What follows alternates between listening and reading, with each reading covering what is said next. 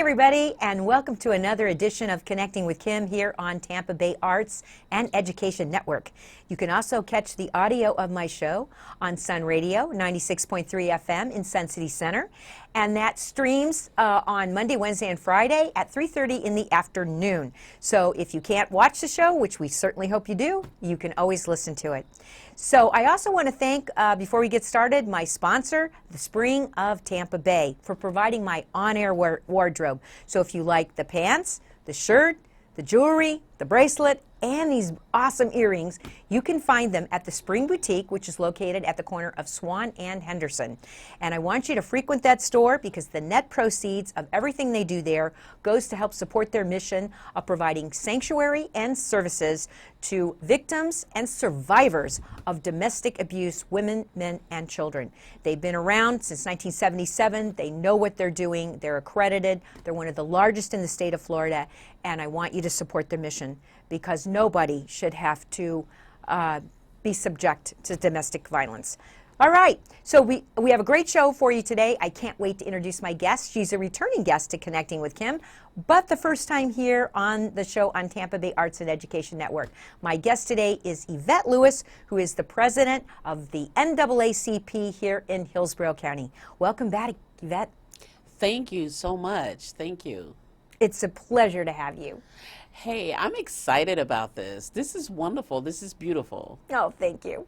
So, I always like my guests at the start of the show to share a little bit about their life journey because you just never know who's watching and listening out there that probably shares something in common with you. And it's always a good thing. So why don't you just take a few minutes now and share as much of your life journey as you want. Okay, well, first of all, I was born and raised here in Tampa. My mother, she worked at the old county hospital, Hillsborough County Hospital. And, I saw a lot of things riding around with her as the youngest child and being with her. And so as I grew up, I saw her and I would hear her advocacy. I would see her work when it comes to educating people on how to vote and driving people to the polls.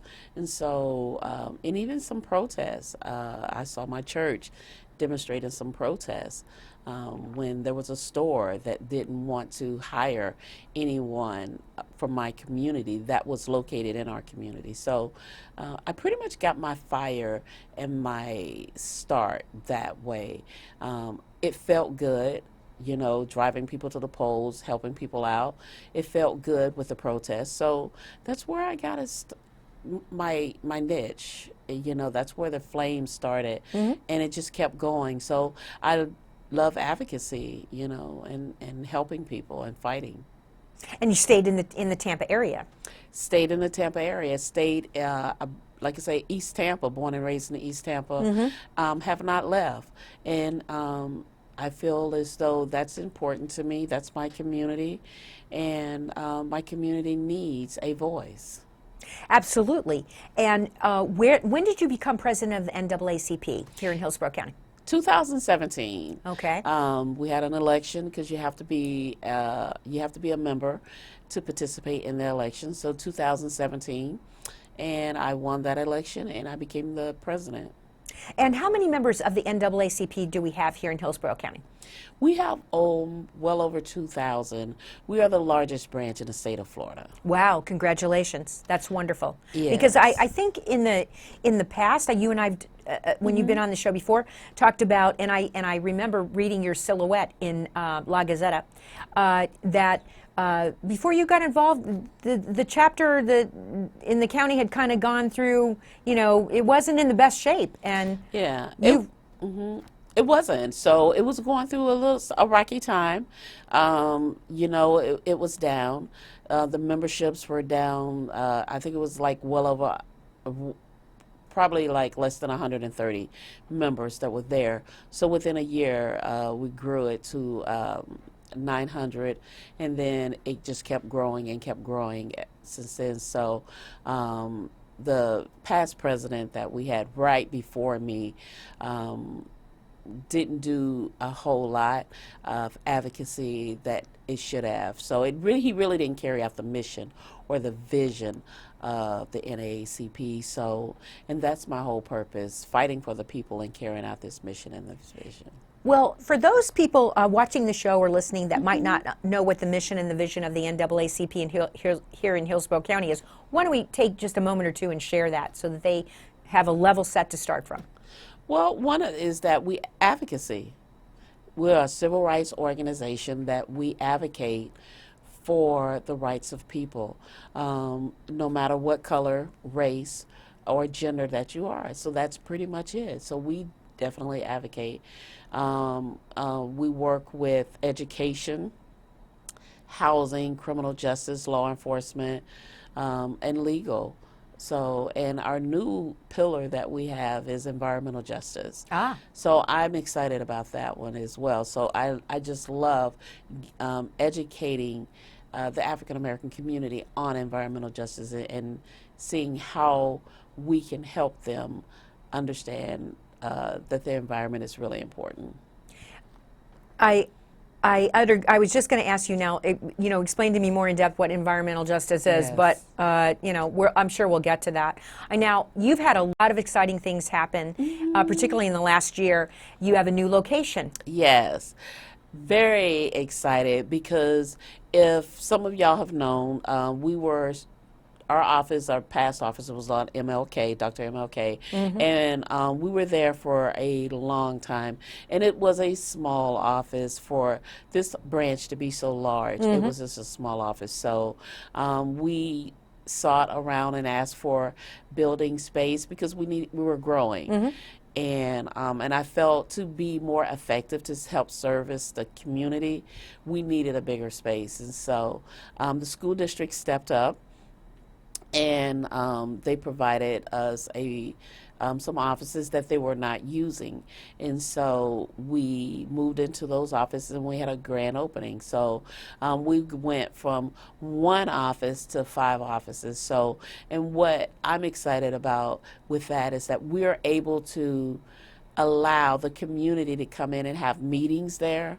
So our partners that we work with in the communities, if they don't have any office space or any space to meet, they contact us and they schedule the room and they come and meet with over there. And share with everybody where the new office is located.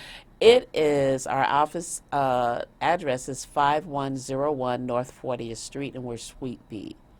Wonderful. Yes. I must admit, I missed the grand opening because I had schedule conflicts. I've been, totally immersed in moving my mom into independent living, and I'll tell you what, it seems like it's taken over my whole life, getting the car sold and the house sold and everything else, but it's all going to calm down soon. So I missed the grand opening, but I saw the pictures, and you had a great turnout, and it looks like beautiful space. It is, and so one of the things is, Kim, and people don't realize, when you see the office, you see the furniture, you see all of that. And I can honestly say probably 95% of that furniture was donated to the branch. So we got out there and asked for donations. And so we had some wonderful organizations that donated this furniture to us. So, and we just got out there and cleaned it up and made it possible, made it happen. Well, I'm so happy for you, and I promise you that I'm going to get up there very soon because I want to see your new offices. And I was really trying desperately to do it before we taped this interview, but sometimes what you want out of life and what you can do out of life are two different things. I understand that. So we've talked about the new location. I'm just going to glance at my notes. So talk to me about programs. What kind of programs you have been running, you're planning on running, you want to run, that kind of thing. So with this new location, we have an empowerment center. So we've always had an empowerment center. And our empowerment center, the director is Robert Irving, and it helps and grows and cultivate minority businesses. So whatever level your business is at, you come to our empowerment center and we help take it to the next level. Okay. So if you need help getting bids or completing bids, if you need help registering as a minority contractor, if you need help filling out your paperwork for SunBiz or trying to find a statement, a mission statement for your business or a business plan, you come to us and we help you with that service. So there's a whole office that's dedicated to that. So, so he does that during the daytime. Okay. And that's important too, because a lot of people, when they have an idea for a business and it's a great idea, Yes. and they start the business, depending on what their background was before they started the business, they may or may not have all those little skills that are That's correct. important in the overall success of the business. And so you guys have been there, you've done it, you can help them. Why not, right? That is correct. So with that, we are partnering with USF with their protege program. So we take some of those businesses and we put them in the USF protege program, and that really propels them to the next level, and where they're receiving $1 million contracts, and that their business are growing. So that's what we're here for, and all of that service is free. We don't charge for anything that we do. So how do you receive your funding to have the this organization in Hillsborough County, grow and keep providing all this? So we receive funding from the county, and we receive a portion of it from the city as well. And then TICO helps fund us as well as the raise. So those are our biggest fund that we receive funding for. Wonderful. And then the rest we get out there and raise money for. Yeah. Do you hold fundraisers, or do you see? I know you have a big event that you hold every year, a gala. Yes. And I know that must be your major fundraiser. That is correct, and that's our Freedom Fund dinner, and it's coming up, so everybody save the date for October the 21st, and it's going to be at the same location at the Marriott Waterside. So, and we're excited about that, so we're in the process of planning that now. I've seen the pictures from past events. Yes. It's quite the affair. It is. It is quite the affair, and you're not going to want to miss it, because we always have wonderful, immaculate speakers that speak about the civil rights movement, that let people know where you come from and where you need to go, and how did you get here. And that's important to have those guideposts in your life. Most definitely. Right? Because it's kind of like Alice in Wonderland. If you don't know where you're going, any road's going to take you there. That's it, because there was a struggle at one point.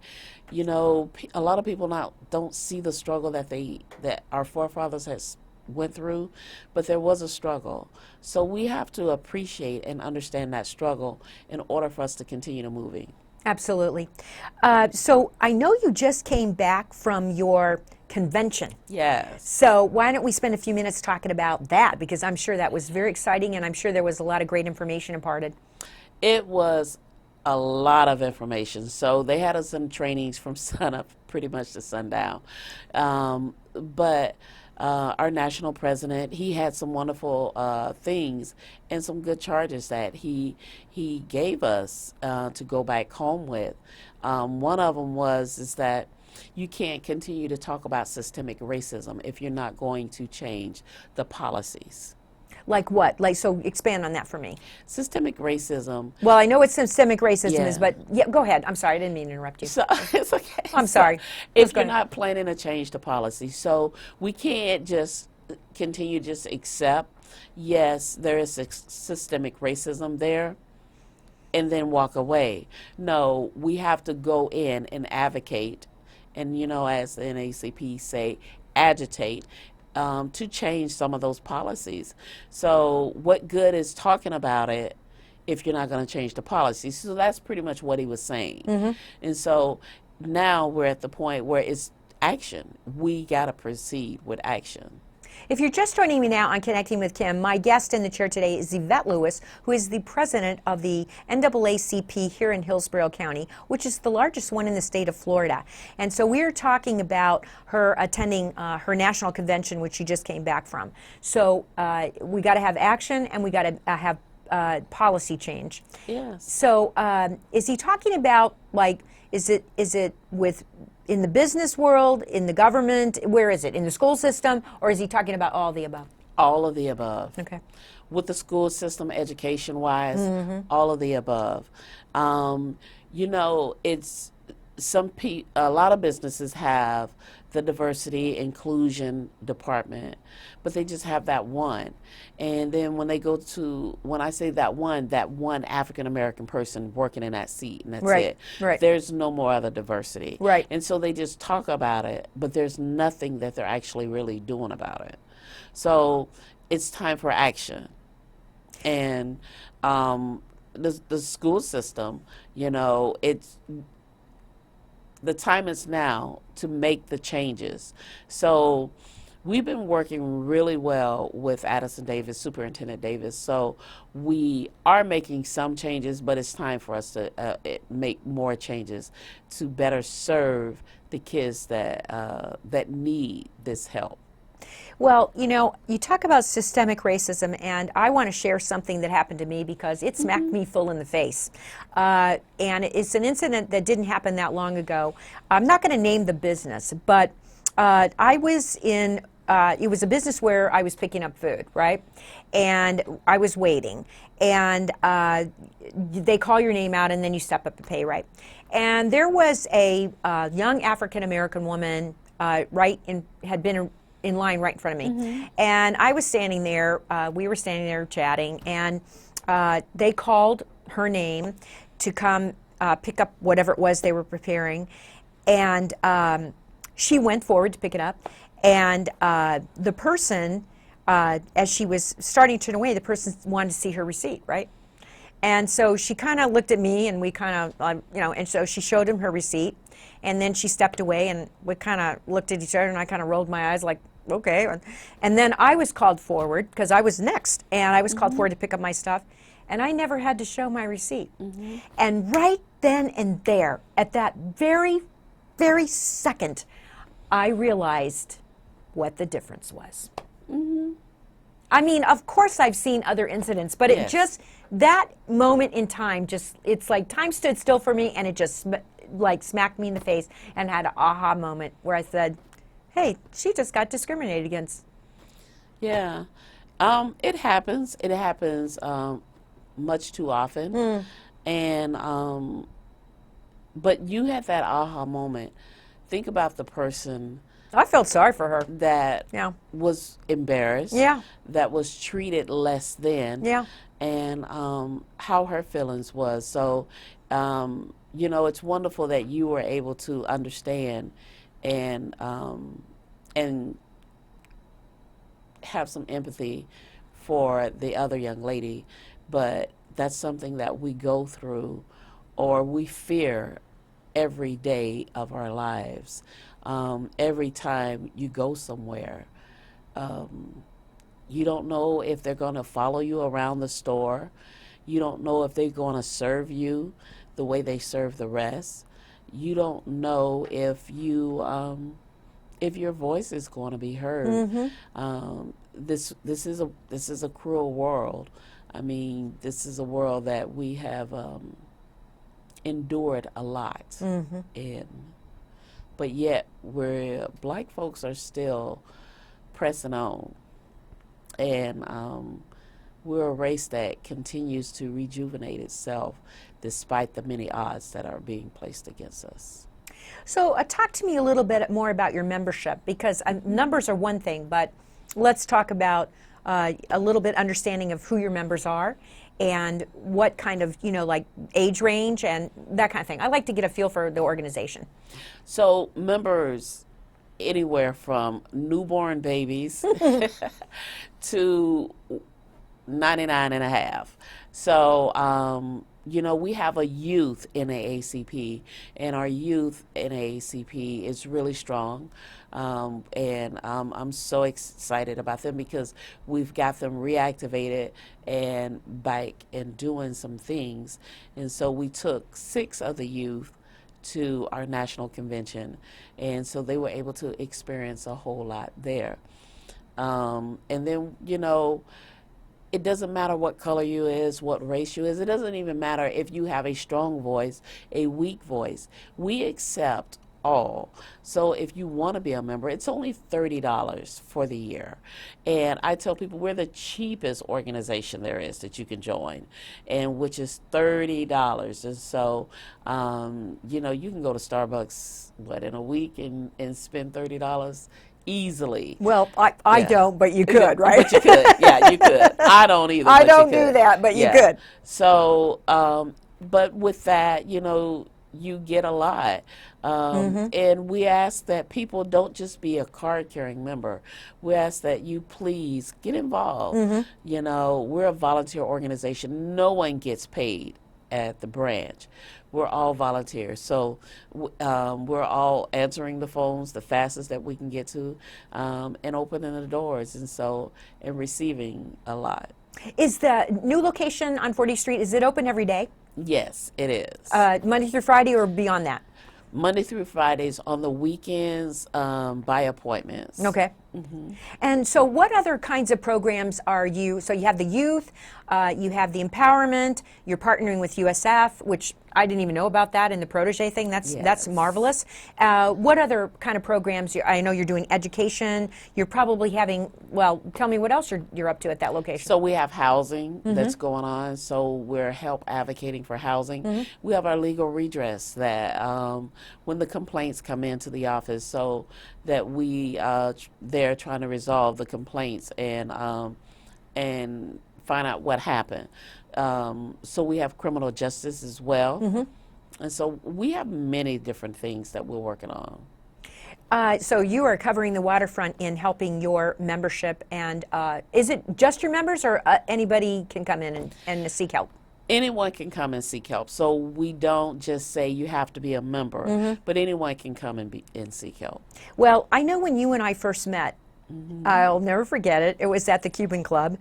We were down below in the bocce ball court area, and it was at Tampa Tiger Bay, of which I'm a member, and now I'm a board member. And you were part of a panel on the lost cemeteries. Yes. And that's the first time we met. I will never forget that, because that made such an impression on me. And I remember coming up to you after the program was over, and and saying, could you please be on my radio program? And I just remember, it was in December, I remember. Yes. And you just kind of looked at me like that. I said, you need to be on my program, because I feel, and as I'm sure you do, we are not going to solve any of these problems unless we come together. That is correct. And it's going to take both sides, all sides. It's not just one side or the other side. It's going to take all sides to come together and say, I don't want to live in a world like that. That is correct. That is, and you're right.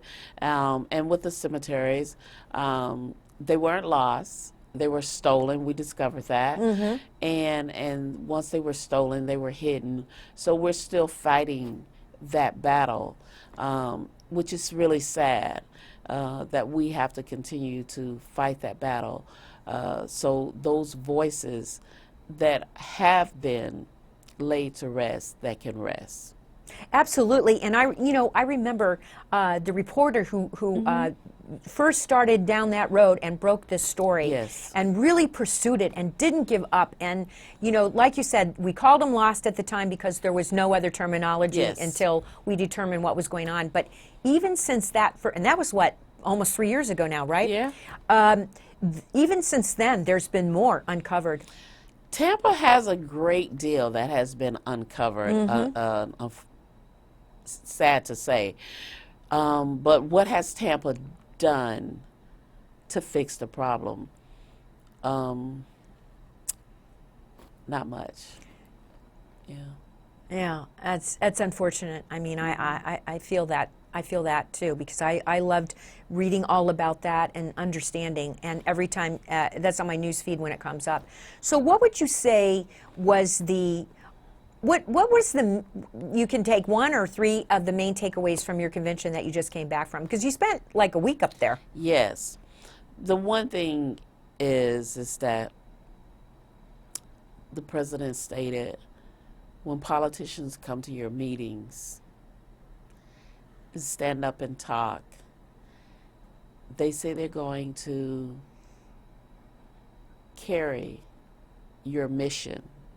They're going to advocate for you. But when they get in office, they forget, and they end up carrying the mission of their own purpose, and the people get nothing. Then he added an extra piece. They'll go pick that one lonesome person, that one lone African American person, and have that one person stand there and say, they speak for the community. So that old game is continued to being played, which is that Willie Lynch syndrome, or divide and conquer us, or just keeping strife throughout the community. Well, I say every election, and they come along regularly, thank the Lord, is another opportunity to start in a new direction, if that's where you want to go. That is correct. Well, we're just about out of time, so I want to offer you the opportunity to say anything that you want into that camera that is all yours, to make any appeal that you want, because we are literally almost out of time. So, I mean, this goes so fast. I could talk to you all day. So if there's anything, message you want to leave, please. Well, my name is Yvette Lewis, and I want to welcome everyone to get involved with the NAACP. The NAACP has been a staple here in Hillsborough County for well over 100 years. And I want to make sure that voices are being heard, and make sure that we continue to carry out our mission. And the time is now. This organization stands for power. This is power. There is power in our voice. There's power in the advocacy. There is power in these 5 letters that we need to exert, that we need to continue to stand up and be strong. Thank you. Yvette, I want to thank you for being my guest today on Connecting with Kim. You're welcome anytime. It's always a pleasure to have you in the chair. That's all we have time for today. I want to thank you for joining us here on Connecting with Kim on Tampa Bay Arts and Education Network. I also want to thank Sun Radio, and I want to thank my sponsor, the Spring of Tampa Bay, for supplying my wonderful on-air wardrobe every week. And I just want to encourage you to get out there, get involved. We're heading into an election year. There's plenty of opportunity. And in the meantime, I want you to stay well, be safe, and come back next week for another edition of Connecting with Kim. Thank you.